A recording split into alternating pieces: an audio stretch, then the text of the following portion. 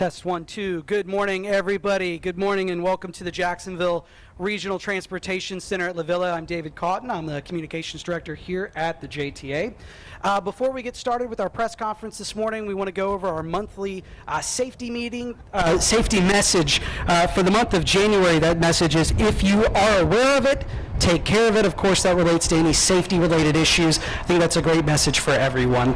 This morning, we're going to provide some further details on the My Ride to School program, which launches tomorrow. It's a great opportunity for middle and high school students in Duval County. Let me be the first, though, to say Happy New Year's and again, welcome to the JRTC. To get us started this morning,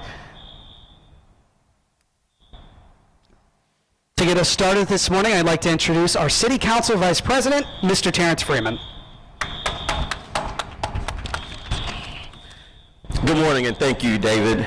I want to thank Nat Ford and the JTA board for their forward thinking in this area, giving every child, regardless of the neighborhood, the tools they need to be successful. This is a great example of that. And I look forward to seeing other city agencies letting everyone know what they're currently doing, or the willingness to find opportunities to serve more. When I first brought this idea up to Nat, his response was, let's see what we can do. Later I spoke with the DCPS leaders, and I quickly realized that there was a big need. I'm grateful for the visionary leadership of both the Superintendent, Dr. Green, Nat Ford, and the strengths of their boards for bringing visionary ideas like this to fruition through collaboration and partnership. Together, we can do more impactful work on behalf of kids.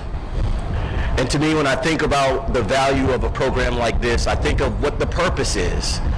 These kids are getting rides to school. These kids are getting rides to jobs. And if you enter into conversations that often talk about how can we reduce crime, how can we make a difference and make an impact in the lives of our future generations, it's jobs and it's education. So I'm proud to have played a small part in something that I believe is going to be so big and impactful in our city. And in closing, Jacksonville is a great city with boundless potential. Efforts like this are examples of why I'm optimistic of the future. And as Gandhi says, the true measure of a society can be found in how it treats its most vulnerable members. Thank you. Sir. Thank you, Council Vice President Freeman. Next up, I'd like to introduce Jacksonville Transportation Authority CEO, Mr. Nat Ford. Good morning, Mr. All right. Good morning, everyone. Thank you, David. Good morning to Council Vice President Freeman, as well as Dr. Green from the Duval County Public Schools for joining us this morning. Thank you for being here. We are starting this new year with a great opportunity for parents and for students. And thanks to the leadership of Vice President Freeman, his colleagues on City Council, and our Superintendent, Dr. Green, the JTA was able to quickly launch this new pilot program for all Duval County middle and high school students. As Vice President Freeman mentioned, we are ensuring that students as well as parents have another option during the school week to get to class, to get to a before or after school activity, as well as to get to home from practice. When we looked at the JTA data related to our routes and schools, middle schools and high schools, we found that 34 of our 36 routes are literally right next door to one of the schools as well as to the classrooms. And so we're so excited about this opportunity. For example, a student attending Fletcher Middle or high school at the beach has access to the Route 10, which is just a few feet from their classrooms. Students at Andrew Jackson High School can use the Route 1. Terry Parker High and Arlington Middle School students have Route 23, and so on. I am so very proud that we could extend this program also to the thousands of charter and private school students. This includes we recently cut the ribbon on this school about this past fall, the KIPP Voice Academy, which is actually on Gulf Fair Boulevard and also includes an on-campus bus stop for the First Coast Flyer Green Line. This will also benefit the students who attend the River City Science Academy or Bishop Kenny High School on Beach Boulevard, who can now ride the Route 8 at no cost. Now, for parents who have some concerns, I want to reassure you that students on board the JTA is nothing new. We've had a discounted student fare program for decades, and we are basically now allowing you just to ride for free. That's the only difference. We anticipate an increase in ridership among our youth passengers, so I want to take an opportunity to just reiterate how important our commitment is to this community. The safety and well-being of your students, your children, is utmost importance to us and a priority at all times. Our relationship with JSO ensures that issues related to our service are immediately brought to our attention and they are able to handle those issues. Each bus, just like the 2 buses you see behind me, are fully equipped with state-of-the-art audio and visual technology, and our bus operators and our transit supervisors and our entire staff at the JTA are thoroughly trained on safety, so when they see something, they say something. I would also encourage our teens who are using the system to do the same. And as it relates to the COVID-19 virus, by the end of this month, every JTA bus will be outfitted with an ultraviolet air filtration system to ensure that all of our buses are safe havens as it relates to health concerns. Our buses are cleaned throughout the day and as needed, and just this past month, as I mentioned, we will be finishing off that project. As a reminder, face masks are required on all public transportation vehicles and in our stations. This is a federal rule from the Transportation Safety TSA that runs through at least March of the 18th of this year, and any updates from TSA we'll make sure that we get to you. Some have asked me, why are we calling this a pilot program? In public transportation, it is critical that when you launch a new service, be it reduced or a free fare program, we really need to take the time to study it and ensure that we are able to scale it all the way up. Through this pilot, we will spend the next 6 months looking very closely at the data, the ridership trends, any challenges and or opportunities we need to consider as we make this program permanent.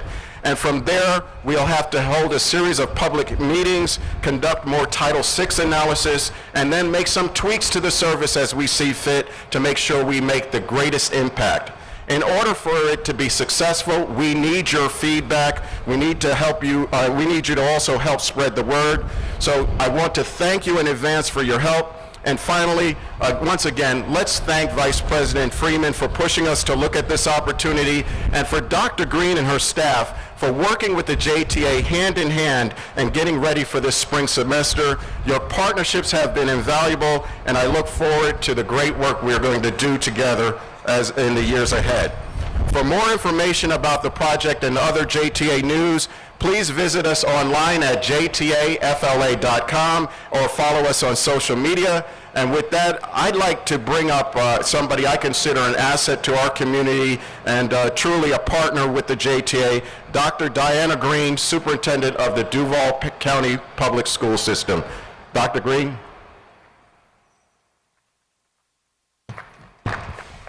Good morning, and thank you, Mr. Ford and JTA, for this great partnership.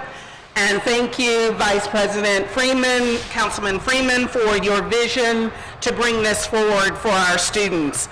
Also, on behalf of the Duval County School Board, I want to thank our staff who diligently worked through this process to ensure that this partnership could come to fruition. It is very important to know that we are not changing our current transportation services. We have over 900 buses that run thousands of routes.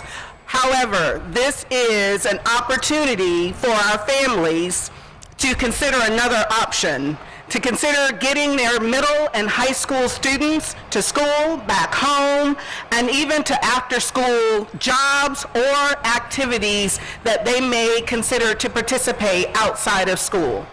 This partnership is a great beginning for a new semester in a new year of 2022. Thank you.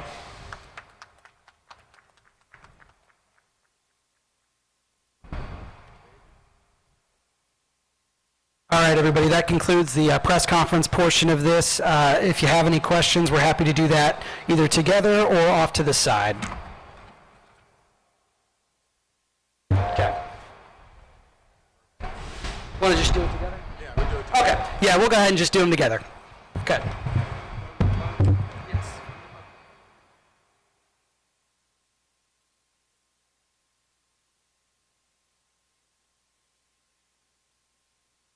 Good morning, this is Emily Block from the Florida Times Union. I would like to know who's covering the cost of this program and how much the school district is currently paying for bus costs each year, and if that's been impacted by this partnership and just delayed routes in general. Thank you.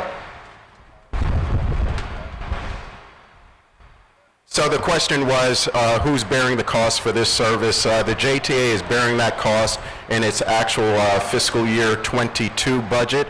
And as part of that evaluation for the permanency of the program, we will look at it from a financing standpoint in our next year's budget with the JTA Board of Directors.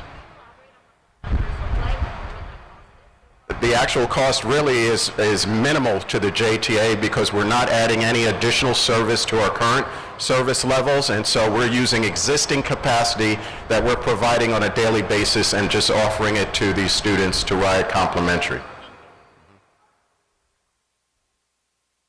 Currently, the school district spends about $65 million on transportation.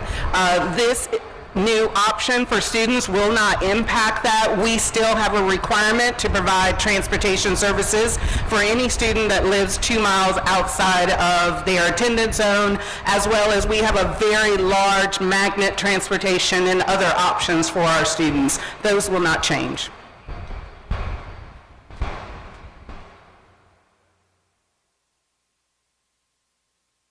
Good morning. My name is Jessica Barreto. I'm with Action News Jax, and my question is for Superintendent Dr. Diana Green. We are 1 day away from students returning back to the classroom, and I know you said safety is so important, just as it is for JTA. I wanted to ask you, do you have any concerns over the surge in COVID cases, and would you consider a change in the current recommendation for masks for students? The legislature passed a law at the beginning of November that school districts are not allowed to mandate masks for students. However, if students are utilizing JTA, they do have the requirement to follow the COVID-19 guidelines, protocols that are required on their buses. Our students, we will strongly encourage them to wear masks, but we cannot mandate that they wear masks. We sent out information to all of our families and our employees yesterday that we've made some changes to our COVID-19 protocols. Visitors, as well as adults working with children, are required to wear masks. We've postponed field trips unless it's competitions. We've reduced our attendance guidelines to 75%. The foresight of this board passed a communicable diseases policy in December. We are now enacting that policy, ensuring that we provide as safe an environment for our students. We also have updated our air filters to MERV 13, and so we feel very confident that we are prepared for our students to return back to school tomorrow. Thank you. Mr. Ford, I had one more question. So I've been speaking with parents who are wondering, would this mean the possible expansion of current routes to go into their neighborhoods if that is what the pilot program finds is helpful to these students? So as part of the review of this program, we will look at where we need to make adjustments in terms of our route structure, and by all means, if it means an expansion of service to accommodate these students, we'd love to do that. And so we'll evaluate that over the next 6 months as part of our budget process and data collection, and we are really excited about this opportunity to introduce these young riders to our system, and those young riders hopefully in the future will become adult riders, and so there's a lot of benefit to our community from a school student standpoint and from a JTA ridership standpoint. Thank you.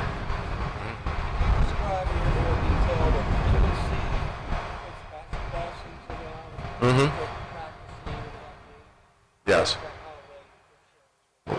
Yes, right now the service is scheduled to run for the free pass program for the students, it's scheduled to run from 7 a.m. to 7 p.m. And so late in the evening, we're not able to provide that accommodation. We did this in partnership with the Duval County Public Schools, and so by 7 p.m. we will be discontinuing the program during the week. Yeah.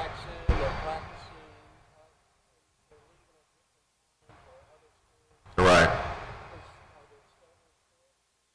So we will run our normal service, and our normal service runs from about 5 a.m. in the morning to about 1 o'clock. The last few buses finish about 1 a.m. The complimentary program is from 7 a.m. to 7 p.m. And so after those time frames, students would have to pay if they're outside of those time frames. Our normal frequency of service, regular service, that's, they're going to remain the same.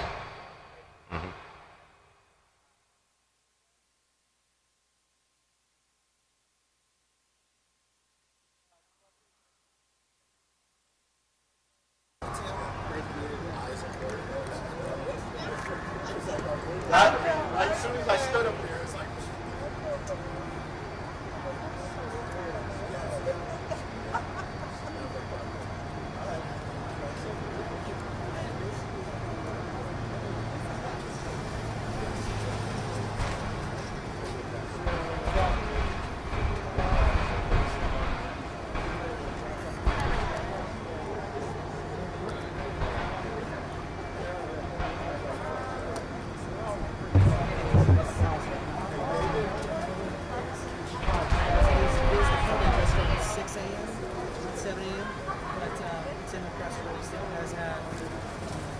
Just to let y'all know, it is 6 a.m., not 7 a.m.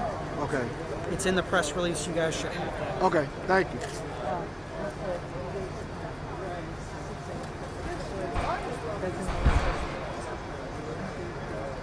What's up, bud? Sorry.